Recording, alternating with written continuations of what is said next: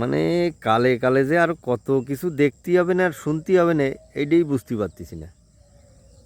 Medical কলেজের মতো হসপিটালের থেকে ইন্দুরি চোখ খাই ফেলা যাচ্ছে, ভাবা যায়?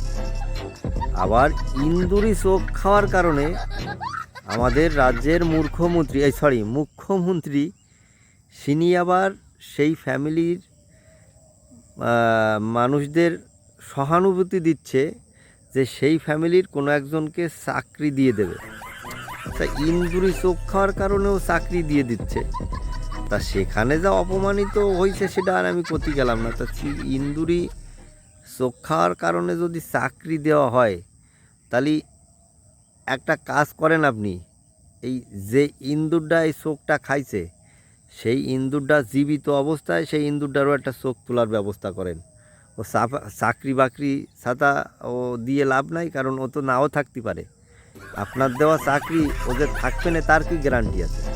তাতে যে ইন্দুরটায় ওই চোখটারে তুলিছে সেই ইন্দুরটারে বাইর করে সেই ইন্দুরটারও চোখটা তোলা হোক। চাকরি বাকরি দিয়ে ছাতা কাজ নাই, ও চাকরি নাও থাকতে পারে।